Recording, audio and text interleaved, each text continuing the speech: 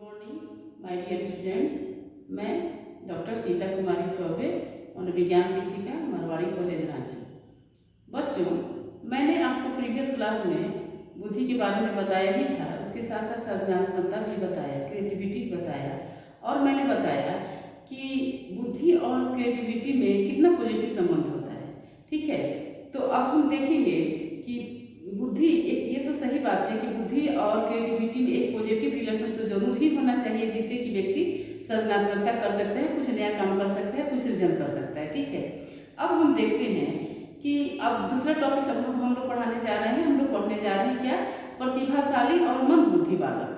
अब देखते हैं कि प्रतिभाशाली क्या होता है, मतलब कि गिफ्टेड चाइल्ड और मेंटल डिफिशिएंट बच्चे। अब हम पहले बताते हैं आपको कि प्रतिभाशाली बच्चे किसे कहा जाता है। ऐसे तो ये है, प्रतिभाशाली बच्चों का IQ क्या होता है, औसत बच्चों से काफ़ी ज़्यादा होता है, बहुत ज़्यादा होता है, तभी वो प्रतिभाशाली होते हैं। हाँ, तो अब क्या है कि अब हम देखते हैं कि प्रतिभाशाली बच्चों का IQ कितना होता है। अब ऐसे सामान्य में 90 से लेकर 110 होता है औसत बुद्धि, लेकिन प्रतिभाशाली बच्चों का क्या होता है कि 120 से ऊपर होता है। उनकी तीव्रता काफ़ी अधिक होती है। ठीक है, ऐसे मनोवैज्ञानिकों में इस बात को लेकर के काफ़ी मतभेद है कि आखिर प्रतिभाशाली बच्चों का IQ हम न्यूनतम IQ कितना माने या अधिकतम IQ हम कितना माने। तो हमारे टर्मन महोदय और मेरिल ने, मनोवैज्ञानिक टर्मन और मेरिल ने 140 माना है उनका न्यूनतम IQ। उनका न्यूनतम IQ कितना माना है, 140। उन्होंने इसको कितना माना है, इनका IQ 140। लेकिन गोडार्ड ने इनकी IQ न्यूनतम IQ 120 माना है। ठीक है, 120 माना है, क्योंकि ये तो प्रूव्ड है, ये तो प्रूव्ड बातें हैं, ये साबित ही है कि और प्रतिभाशाली बच्चे क्या है, औसत बच्चों से काफ़ी आगे होते हैं। ठीक है, अब हम देखते हैं कि प्रतिभाशाली बच्चों का किस तरह का रहन सहन होता है, किस तरह का शिक्षा होता है, किस तरह का उनका बनावट होता है, या कैसे होते हैं जो प्रतिभाशाली कहलाते हैं। अब हम देखते हैं यहाँ प्रतिभाशाली बालकों की विशेषता। आखिर उनकी विशेषता क्या है? फर्स्ट है बच्चे। अब आप समझ लीजिए कि प्रतिभाशाली बच्चों में कुछ इस तरह की विशेषता जरूर होती है जिसके कारण वो औसत बच्चों से या सामान्य बच्चों से कुछ अलग होते हैं, ये तो निश्चित रूप से है ना। अब हम देखते हैं उनकी आखिर विशेषता क्या होती है। ये प्रथम है, फर्स्ट है मानसिक शील। मानसिक शील गुण का मतलब होता है उनका मेंटल ट्रेड्स, मतलब कि उनमें कुछ मानसिक क्षमताएं ऐसी होती है जो दूसरे से उनको अलग करती है। हम ये मानते हैं, मनोवैज्ञानिक मानते हैं कि उनका IQ कितना होता है, 120। न्यूनतम IQ उनका 120 होता है, यानी कि उनकी बुद्धि लब्धि कितनी होती है, 120 होती है। तो जब 110 से जब ऊपर वैरी करने लगता है हमारा IQ, तो उसको हम लोग तीव्र मानने लगते हैं, जैसे कि हमने प्रीवियस क्लास में आपको बुद्धि का डिफरेंशिएशन बताया था। ठीक है, तो ये होता है बच्चों का, जो बच्चे प्रतिभाशाली होते हैं उनका बुद्धि लब्धि क्या होता है, न्यूनतम बुद्धि लब्धि का स्तर होता है 120, और उससे अधिक वो कुछ भी हो सकता है। तो इनमें ये बातें होती हैं, उनकी बुद्धि क्या होती है, इन लोगों से अच्छी, वो स्वस्थ भी होते हैं और इससे अच्छी होती है। दूसरा माना गया है शारीरिक शील गुण। देखिए, बच्चे जब जन्म लेते हैं तो हर बच्चे एक समान होते हैं, सभी बच्चे क्या होते हैं, एक समान जन्म लेते हैं। लेकिन कभी कभी आप लोगों ने देखा होगा कि कुछ बच्चा कुछ ज़्यादा, थोड़ा सा बड़ा होता है, कुछ बच्चों का वजन कुछ ज़्यादा होता है, तो उस समय क्या लगता है कि बच्चा कुछ ज़्यादा बड़ा है, इस तरह से दिखाई देता है। तो उसी समय लोग देखते हैं और समझते हैं, कहते हैं, कितने लोग कहते हैं कि बच्चा बहुत ही जीनियस है, बहुत तेज है, बड़ा होकर के बहुत तेज बनेगा। तो उनके शारीरिक बनावट में भी कुछ अंतर होता है। अब हम देखेंगे कि किस तरह से शारीरिक बनावट में अंतर होता है। ये है उनका शारीरिक शील गुण। ये बच्चे जब सामान्य बच्चे जन्म लेते हैं तो उनका वजन होता है 3-3.5 पाउंड जैसा ही वजन होता है, लेकिन ये जब बच्चे होते हैं उनका क्या होता है, 1-1.5 पाउंड ज़्यादा होता है। सामान्य बच्चों से उनका वजन क्या होता है, 1-1.5 पाउंड ज़्यादा होता है। तो मान लीजिए कि यदि सामान्य बच्चों का वजन हो गया 3 से 3.5 पाउंड, तो इस बच्चे का वजन होगा कितना, 4.5 या 5 पाउंड इनका वजन होता है। अब देखिए, इन सामान्य बच्चों की जो लंबाई होती है जन्म के समय, उससे 1 इंच, मतलब कि 1 इंच ज़्यादा इनकी लंबाई होती है।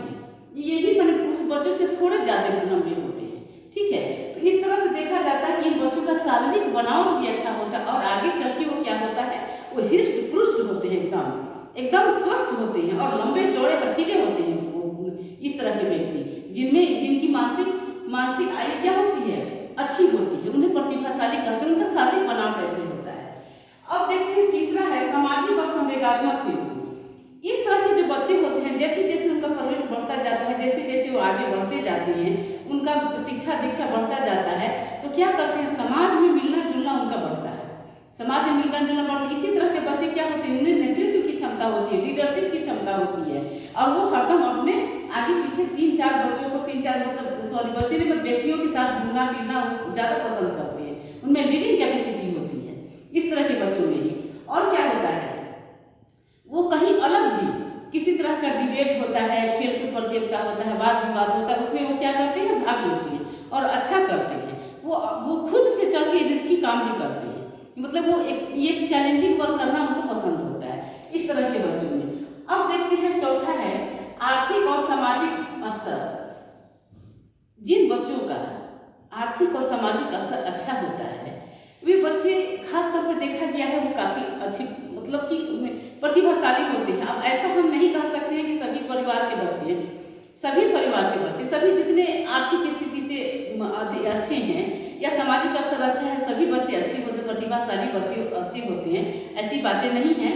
लेकिन फिर भी जब उनके पास आर्थिक स्तर का मतलब होता है कि मतलब वो अपने उनके जो माता पिता होते हैं काफ़ी संपन्न होते हैं, ठीक है। तो वो जो बच्चों को जिस तरह का ये एजुकेशन से संबंधित उनको इक्विपमेंट शामिल करना होता है या उनको रखना होता है, तो क्या करते हैं, वो हर चीज़ प्रोवाइड करते हैं एक निम्न क्लास के बच्चों की अपेक्षा। और उसी तरह से उनका सामाजिक स्तर भी क्या होता है, निम्न क्लास या मिडिल क्लास के बच्चों की अपेक्षा या परिवार की अपेक्षा उनका सामाजिक स्तर भी बड़ा होता है, ये बड़ा होता है। तो उस तरह के बच्चों में क्या होता है, इस तरह के बच्चे क्या होते हैं, ज़्यादातर उस तरह के समाज में रहते हैं, उस तरह के स्टेटस में रहते हैं, तो नेचर सी बात है कि उनकी बुद्धि काफ़ी विकसित होगी। जो बच्चे मान लीजिए कि जिन बच्चों के घर में कंप्यूटर नहीं है और एक संपन्न बच्चा है जिसके घर में कंप्यूटर वगैरह लैपटॉप सब कुछ है, तो वो बच्चा जाहिर सा बात है कि उनसे ज़्यादा अच्छा जाने का एक जिनके घर में नहीं है, जिनकी आर्थिक स्थिति कमजोर है, उसके अपेक्षा तो बच्चा बहुत जल्दी उसको सीखेगा, जानेगा, क्योंकि उसके घर में ये चीज़ मौजूद है। तो ये सभी बातें होती हैं।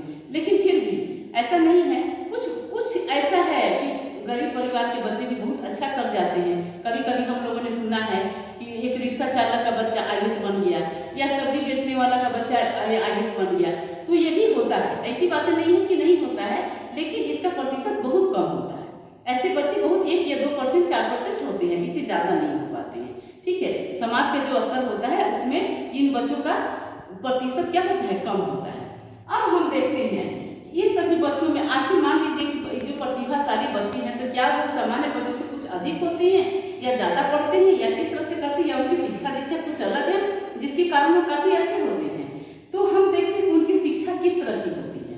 देखिए, ये तो बात एकदम निश्चित है कि प्रतिभाशाली बच्चे सामान्य बच्चों से थोड़े से अलग तो होते हैं, उनकी बुद्धि लब्धि अलग होती है, उनके सोचने समझने की क्षमता भी अलग होती है, तो इसके कारण वो प्रतिभाशाली माने जाते हैं, ये तो सही बात है। फिर भी हम देखते हैं कि क्या है उनकी व्यवस्था। प्रतिभाशाली बच्चों की शिक्षा में पहला है विशिष्ट कक्षा का प्रबंध। उनके लिए क्या है, कुछ एक अलग व्यवस्था किया जाता है, मतलब अलग व्यवस्था होता है।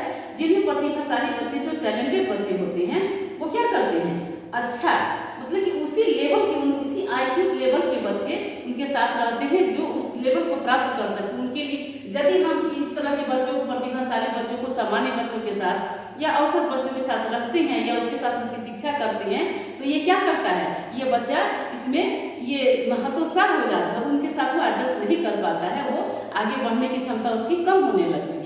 अब जैसे मान लें कोई 5 किलोमीटर प्रति घंटा की रफ्तार से चल रहा है और कोई व्यक्ति 10 घंटा प्रति घंटे की रफ्तार से चल रहा है, तो जाहिर सी बात है कि 2 घंटे में 20 किलोमीटर चला जाएगा और 5 किलोमीटर वाला 2 घंटे में 10 किलोमीटर ही जाएगा। तो 20 किलोमीटर वाला बच्चा फिर लौट के 10 किलोमीटर के पास तो आएगा नहीं और बार बार उन्हें सुनकर फ्रस्ट्रेशन होगा।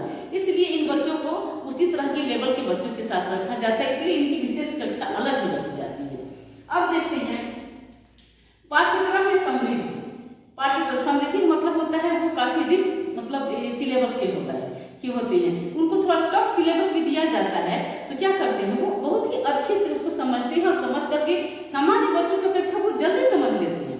औसत बच्चों की अपेक्षा क्या होता है, वो जल्दी समझते हैं, जिसके कारण क्योंकि उनकी कैपेसिटी जो होती है ज़्यादा अच्छी होती है, इसलिए वो ज़्यादा समझ जाते हैं। और यदि सामान्य बच्चों के साथ उनको रखा जाए या सामान्य सिलेबस में रखा जाए, जो साधारण सिलेबस होता है, साधारण पाठ्यक्रम होता है, तो उसके लिए क्या होता है, उनके लिए बहुत ही मामूली बात होता है। इसीलिए जो प्रतिभाशाली बच्चे होते हैं उनका जो पाठ्यक्रम होता है ये अलग ही एक निर्माण किया जाता है। ये भी एक शिक्षा मनोविज्ञान के लिए बहुत ही चैलेंजिंग वर्क है। शिक्षा मनोवैज्ञानिक जो भी हैं उनके लिए ये पाठ्यक्रम तैयार करना एक चैलेंजिंग वर्क होता है। अब देखते हैं तीसरा, विशिष्ट योजनाएं। विशिष्ट योजनाएं मतलब होता है कि स्पेशल प्लानिंग, स्पेशल प्लानिंग करना, ठीक है। स्पेशल प्लानिंग यदि किया जाता है तो क्या होता है उस बच्चे के लिए कि हम उसको आगे और क्या कठिन काम करवा सकते हैं, क्या करवा सकते हैं, नहीं करवा सकते हैं। तो फिर इसके लिए हम लोग क्या करेंगे, इसके लिए फिर हम लोग क्या करेंगे कि हम इसको कुछ इस तरह का ये अरेंजमेंट करेंगे, कुछ बोर्ड बैठा करके, कुछ बुद्धिजीवी लोगों को बैठा कर कुछ इस तरह का व्यवस्था करते हैं ताकि इनकी शिक्षा में कोई कमी ना रह जाए और कुछ विशेष व्यवस्था ऐसे कि जिसको कि सिर्फ वही कर सकते हैं, औसत बुद्धि के बच्चे नहीं कर पाते हैं। अब हम देखते हैं कि चौथा है योग्य शिक्षक। यदि प्रतिभाशाली बच्चों को पढ़ाने के लिए, प्रतिभाशाली बच्चों को पढ़ाने के लिए क्या होता है, यदि एक सामान्य शिक्षक रहे जो योग्य नहीं हो, वो यदि उनको पढ़ाते हैं या उनको शिक्षा देते हैं तो उनका शिक्षण क्या होता है, हार्मफुल होता है। इसीलिए हमारे ये शिक्षा मनोविज्ञान में शिक्षा मनोवैज्ञानिकों ने इस चीज को बड़ा ही अहम माना है कि इस तरह के विद्यार्थियों को पढ़ाने के लिए योग्य शिक्षकों की आवश्यकता रहना बहुत जरूरी है। योग्य शिक्षक होना बहुत जरूरी है और योग्य शिक्षकों के द्वारा ही इस तरह के विद्यार्थियों को पढ़ाया जाए और किया जाए और उनको शिक्षा दिया जाए तो काफी लाभदायक होगा उस बच्चे के लिए भी और समाज के लिए भी, देश के लिए भी। इसीलिए योग्य शिक्षक का होना बहुत जरूरी है। अब पांचवा है अभियोजन की समस्या। इस तरह के जो बच्चे होते हैं उनका एडजस्टमेंट सबके साथ नहीं होता है। ये जो बच्चे होते हैं सामान्य बच्चों के साथ उनका एडजस्टमेंट होना कठिन होता है। इसीलिए इन बच्चों को उस तरह की समस्या, उस तरह के ही इन्वायरमेंट में, उस तरह के बच्चों के साथ ही या उस तरह के इन्वायरमेंट में ही रखा जाता है जहाँ पे इस तरह के बच्चे आपको एडजस्टमेंट में या उनके समायोजन में किसी तरह का कोई रुकावट ना हो या फिर उनमें कोई फ्रस्ट्रेशन उत्पन्न ना हो या फिर उनको कहीं ये मतलब ये ना लगे कि हमारा टैलेंट या हमारी बुद्धि कम होते जा रही है या फिर हम उसको कर नहीं पा रहे या फिर हमारे जो साथी हैं वो हमसे पीछे हैं, हम कुछ आगे चले जाते हैं। इसीलिए हम लोग भी उनका एडजस्टमेंट का जो समस्या होता है उसको देखते हुए उनके एडजस्टमेंट की व्यवस्था करते हैं। इसी तरह से प्रतिभाशाली बच्चों की शिक्षा की व्यवस्था होती है। अब क्या है, अब फिर हम लोग देखेंगे कि इसके बाद कि हम लोग मंद बुद्धि बालकों की व्यवस्था कैसे होती है, मंद बुद्धि बालक किसे कहते हैं। अभी आज का क्लास फिर मैं यहाँ ड्रॉप करती हूँ और फिर मैं दूसरे क्लास में आपको ये मंद बुद्धि बालकों के बारे में मैं आपको बताऊंगी। विद्यार्थियों, बच्चों, आप इसे सब जितने भी पॉइंट्स हैं आप इसको नोट कर लें, इसको देख लें और इसके बाद जो भी आपकी समस्याएं होती हैं आप हमसे कांटेक्ट करें। हम जितना भी हो सकेगा या फिर आप व्हाट्सएप पे करें, मैं आपकी समस्या का समाधान करने के लिए 24 आवर्स में उपलब्ध हूँ आपके पास। ठीक है, आज यहाँ तक। फिर मैं दूसरे पार्ट में इसको मंद बुद्धि बालकों की समस्याओं के बारे में आपको मैं बताऊंगी और आप इसको देखेंगे।